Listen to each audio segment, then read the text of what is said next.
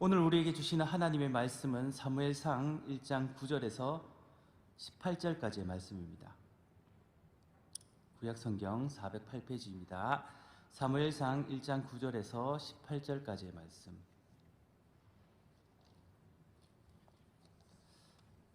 다 찾으셨다면 저와 여러분이 한 절씩 교독하도록 하겠습니다. 9절을 제가 읽도록 하겠습니다. 그들이 실로에서 먹고 마신 후에 한나가 일어나니 그때 제사장 엘리는 여호와의 점 문설주 곁 의자에 앉았더라. 서원하여 이르되 만군의 여호와여, 만일 주의 여종의 고통을 돌보시고 나를 기억하사 주의 여종을 잊지 아니하시고 주의 여종에게 아들을 주시면 내가 그의 평생의 그를 여호와께 드리고 삭도를 그의 머리에 대지 아니하겠나이다.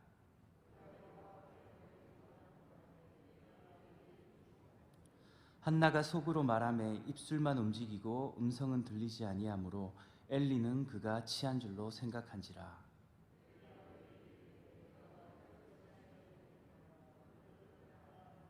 한나가 대답하여 이르되 내 주여 그렇지 아니하나이다.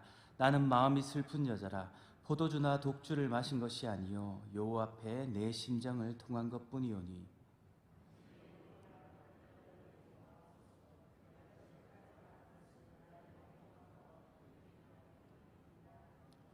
엘리가 대답하여 이르되 평안히 가라. 이스라엘의 하나님이 내가 기도하여 구한 것을 허락하시기를 원하노라 하니 이르되 당신의 여종이 당신께 은혜 있기를 원하나이다 하고 가서 먹고 얼굴에 다시는 근심빛이 없더라.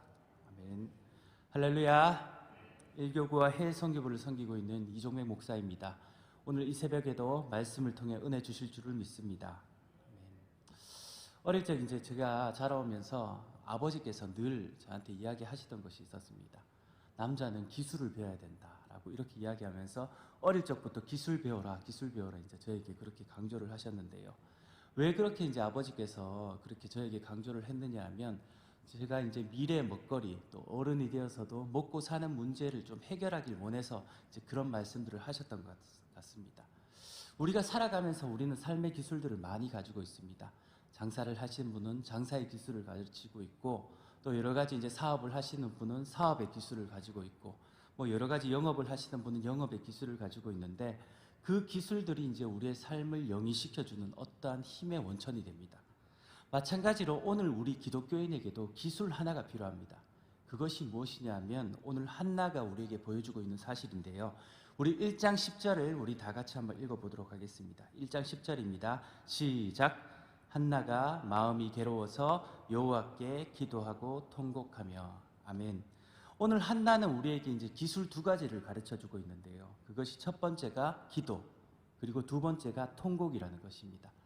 사실 이 본문은 제가 아주 사랑하는 본문인데 저 역시도 마음이 괴로울 때마다 이 본문을 내곤 합니다. 그래서 저의 이름을 넣거든요. 종맹이가 마음이 괴로워서 기도하고 통곡하며, 종맹이가 마음이 괴로워서 여호와께 기도하고 통곡하며라고 이렇게 힘들 때마다 그렇게 되뇌이는 말씀입니다. 왜 이렇게 이야기를 하느냐 하면 이것이 우리의 어려움을 돌파하는 그런 힘이 되어주기 때문이에요.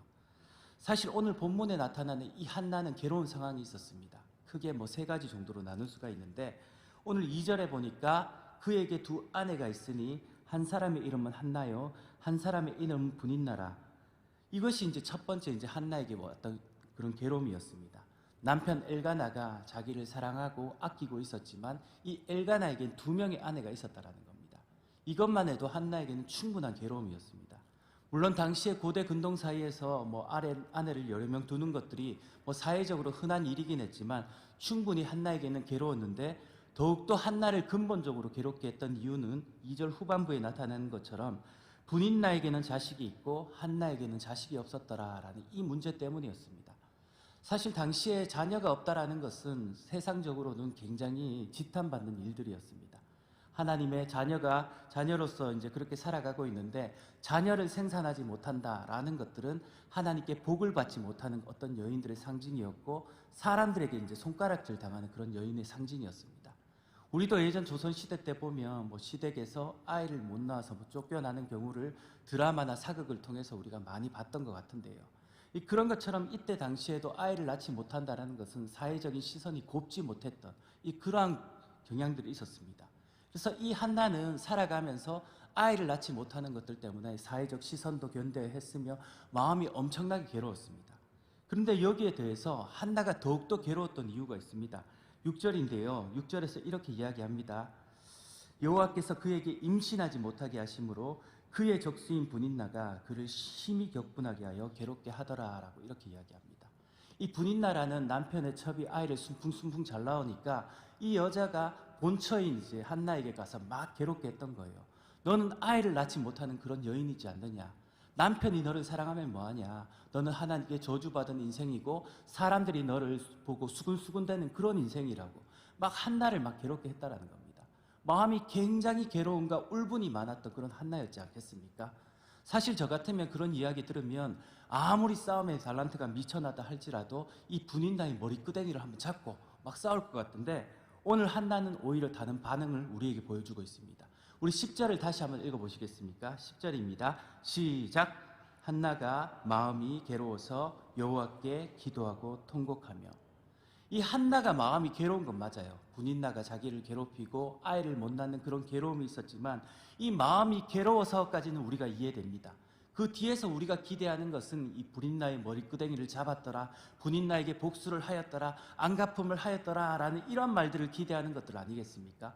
그런데 오늘 보니까 마음이 괴로운데 이 괴로움의 원인에 대해서 어떻게 나갔느냐 하면 여호와께 기도하고 통곡하며 나갔다라고 이야기하고 있습니다. 왜 한나가 이런 결단들을 했을까요? 다른 이유가 없습니다. 이것이 우리의 어떤 어려움을 돌파해내는 그런 힘이 되기 때문입니다. 저는 우리 삶에서도 이것이 우리의 기술이 된다고 믿습니다. 마음이 괴로운 상황들이 얼마나 많이 있습니까? 세상의 분인나들이 우리를 괴롭힙니다. 여러 가지 모양으로 이 분인나들은 우리를 어렵게 하고 힘들게 하는 경우가 굉장히 많지 않습니까?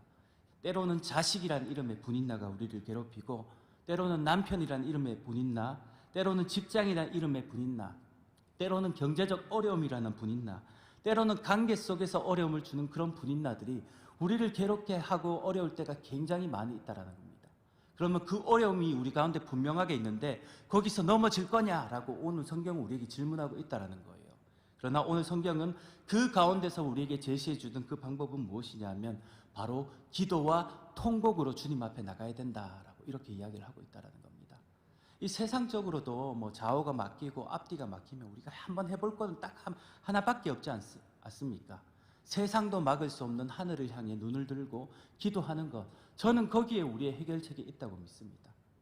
오늘 한나 역시도 그 괴로움을 가지고 주님 앞으로 나가게 됩니다. 오늘 이렇게 어떻게 나갔느냐 하면 11절에 보니까 소원하여 이르되 만군의 여호와여 만일 주의 여정의 고통을 돌보시고 나를 기억하사 주의 여정을 잊지 아니하시고 주의 여정에게 아들을 주시면 내가 그의 평생에 그를 여호와께 드리고 삭도를 그의 머리에 대지 아니하겠나이다. 그가 여호와 앞에 오래 기도하는 동안에 엘리가 그의 입을 주목한즉 이렇게 이야기를 하고 있습니다. 오히려 한나는 이 마음이 괴로움을 두고 하나님 앞으로 나가서 자기의 마음의 괴로움의 원인에 대해서 막 토해냈다라는 겁니다. 근데 이렇게 기도하는 것들이 어느 정도까지 갔느냐 하면 13절입니다. 우리 13절을 다 같이 한번 읽어보시겠습니까? 13절입니다. 시작. 한나가 속으로 말하매 입술만 움직이고 음성은 들리지 아니하므로 엘리는 그가 취한 줄로 생각한지라. 아멘. 자기의 마음의 괴로움을 두고 여호와 앞에 기도했는데요. 단순히 뭐 그냥 하나님 앞에 내 원하는 걸 들어달라고 기도했던 것들이 아니라 오늘 13절에 보니까 속으로 말하고 입술만 움직이니까 당시의 제사장이었던 이 엘리조차도 오해했습니다. 완전 술 챘다 저 여자 미쳤다고 막 그렇게 이야기를 하면서 막 한나에 대해서 막 오해를 하기 시작하는 거예요. 그러면서 이제 엘리는 이어지는 구절에서 독주를 끊으라라고 그에게 이야기했지만 여기서 이제 한나가 했던 것은 무엇입니까? 하나님과 심정과 심정을 통하는 마음으로 그렇게 나갔다라는 겁니다. 15절에 보니까 이렇게 이야기합니다. 한나가 대답하여 이르되 내 주여 그렇지 않습니다. 나는 마음이 슬픈 여자입니다. 포도주나 독주를 마신 것이 아니고 여호와 앞에 내 심정을 통한 것이니라고 그렇게 항변을 하고 있다라는 겁니다. 저는 이것이 우리의 기도의 응답의 어떤 중요한 그런 원리 중에 하나라고 그렇게 생각을 합니다. 사실 이 심정을 통한다라는 것들이 어떠한 방법으로 설명할 수 있을까 고민해 보니까 이 터널을 뚫는 거와 마찬가지다라고 그렇게 이제 좀 생각이 들더라고요. 사실 우리나라 기술 중에 이제 터널 기술이 굉장히 발달됐지 않습니까? 근데 이렇게 산이 있고요. 이 터널을 뚫어 나가는 데 있어서 이제 한쪽에서만 뚫어 나오진 않는답니다. 한쪽에서 이제 뭐 여러 가지 굴삭기로 뚫어오면 반대쪽에서도 이렇게 뚫어온다라는 거예요. 그러면서 이제 이 마지막에는 어떻게 하느냐 하면 이제 이렇게 각도가 빗나가면 이제 잘 못 찾기 때문에 마지막에는 꼭대기나 삽을 통해서 이제 그렇게 이제 수작업을 하고, 그리고 이제 동전만한 구멍을 뚫어서 이제 그 구멍을 중심으로 이렇게 크게 넓혀서 이 터널을 뚫어 나가는데요. 이 깜깜하던 그 터널에 이제 구멍 조그만한 게 하나 뚫리면 나타나는 현상이 하나 있대요. 그것이 무엇이냐면 그 구멍을 통해 빛이 들어오고요. 두 번째는 그 구멍을 통해 바람이 후 하고 들어가서 온 그곳에 있는 모든 사람들이 동시에 시원함을 느낄 정도의 시원함을 준다고 합니다. 저는 기도가 이런 거라고 생각을 합니다. 터널을 뚫는 거와 마찬가지라고 생각을 하거든요. 이 뚫어 나갈 때는 굉장히 괴롭습니다. 껌껌하고 끝이 없을 것 같고, 이 기도가 도대체 하나님께서 응답해 주신 것이 맞나라고 그렇게 생각이 들지만, 우리가 기억해야 되는 것은 우리가 열심히 기도하고 통곡하는 이 가운데 하나님이 열심히 반대해서 뚫어 나온 것들이 있다는 것을 믿을 수 있기를 바랍니다. 우리의 기도와 하나님의 열심히 만나게 되었을 때 언젠가 우리 마음속에 하나님께서 구멍을 내어주실 것이고, 그 구멍을 통해 성령의 바람이 후 하고 들어가면 우리가 막혀있던 문제들이 풀리고 세상의 분인나들이 우리 앞에 무너지는 일들이 반드시 일어나게 될 거라는 거예요. 오늘 한나는 그 기술을 우리에게 보여주고 있습니다. 우리가 마음이 괴로운 이유들이 많이 있지 않습니까? 이 새벽에 주님 앞에 나와서 이 기도하기 위해서 나오신 분들은 마음의 괴로움의 이유들이 있습니다. 때로는 건강에 문제가 있을 수가 있고, 때로는 자녀와의 어떤 갈등의 문제가 있을 수 있고, 여러 가지 그런 문제들이 있지만 그 어렵고 힘든 것들 내 힘으로 해결할 수 없어서 주님 앞으로 나온 거지 않겠습니까? 그 가운데 우리가 해야 되는 것은 끊임없이 기도하고 기도해야 되는 이 삶이라는 것을 믿습니다. 저는 예전에 어릴 적에 아버지를 따라서 약수터에 자주 간 적이 있거든요. 근데 그 약수터에 한 가지 제가 인상 깊었던 어릴 적 기억이 있습니다. 그것이 무엇이냐면, 자주 갔던 그 약수터에 바위 위에 이렇게 이제 움푹 패여서 거기서 막 물을 퍼먹는 약간 그런 시스템이었거든요. 그러면서 이제 거기에 어떤 아저씨가 저한테 막 이야기하는 거예요. 야이야, 이게 왜 이래 됐는 줄 아나? 라고 이렇게 이야기하는 거예요. 그래서 저는 뭐 누가 만들어 놨겠죠? 라고 이렇게 이야기를 했는데, 그 아저씨가 이제 저에게 이야기하는 겁니다. 그게 아니다고 하면서, 요게 저 위에서 물 떨어지는 거 있지? 저게 한 방울씩 떨어지다 보니까 몇십 년 흘러갖고 저렇게 바위가 패였다라고 그렇게 이야기를 해주시더라고요. 저는 우리의 기도도 그런 것과 마찬가지라고 생각합니다. 처음에 기도 한번 했을 때는 아무 현상이 일어나지 않을 수가 있습니다. 물 한 방울 떨어졌다고 뭐 바닥이 패이겠습니까? 그런 일들은 일어나지 않지만 한 방울이 끊임없이 10년, 20년 그렇게 흘러내려갔을 때 그 바위도 패이게 되고, 정말로 오랫동안 흘러내리게 될 때 그 바위도 쪼개게 되는 일들이 일어난다는 것을 믿을 수 있기를 바랍니다. 저는 우리의 기도가 그런 거라고 생각을 합니다. 마음이 괴로울 때 오늘 성경은 기도하고 통곡하라고 우리의 삶의 기술을 가르치고 있습니다. 이것이 우리의 삶의 응답을 받는 비결이라는 거예요. 오늘 한나는 그렇게 마음이 괴로워서 기도하고 통곡했더니만 하나님께서 주시는 응답이 있었습니다. 어떤 응답이 있었느냐? 우리 오늘 읽지는 않았지만 1장 20절을 우리 다 같이 한번 읽어보시겠습니까? 1장 20절입니다. 시작. 한나가 임신하고 때가 이름에 아들을 낳아 사무엘이라 이름하였으니 이는 내가 여호와께 그를 구하였다 함이더라. 아멘. 한나가 기도하고 통곡하고 하나님과 심정을 통하니까 결국엔 하나님이 한나 가운데 응답을 해주시는데 사무엘이라는 아들을 그에게 주셨다는 겁니다. 이 사무엘은 우리가 잘 알듯이 이스라엘의 사사로서 쓰임을 받았던 사람이었고, 사울 왕과 다윗 왕을 세웠던 위대한 선지자로서 쓰임을 받았던 인물이 됩니다. 이것 한 명만 해도 이제 가문의 영광이지 않겠습니까? 그런데 하나님은 심정과 심정을 통했다면 이 한나의 가정 가운데 더욱더 놀라운 응답을 주시는데, 2장 21절에는 이렇게 이야기합니다. 여호와께서 한나를 돌보시사 그로 하여금 임신하여 세 아들과 두 딸을 낳게 하셨고, 박복한 여인의 상징이었지 않습니까? 자식을 못 낳는 불임의 여성이었고 하나님께 저주받은 그런 상징의 어떤 여인이었는데, 하나님과 심정을 통하게 되니까 오남매의 엄마가 되어지는 놀라운 은혜가 있었다는 것을 믿을 수 있기를 바랍니다. 오늘 성경이 우리에게 제시하는 사실은 무엇일까요? 우리 역시도 마음이 괴로울 때가 있고 어려울 때가 있지만 그 가운데서 오늘 이 두 가지를 기억하라는 겁니다. 기도와 통곡. 우리 가운데 이제 그것이 회복되어야 될 줄을 믿을 수 있기를 바랍니다. 그래서 이 어렵고 힘들 때마다 하나님 앞에 나가심으로 말미암아 우리 삶에 막혀있던 모든 문제들이 풀려나가시는 귀한 은혜의 사람 될 수 있기를 주님의 이름으로 축복하겠습니다.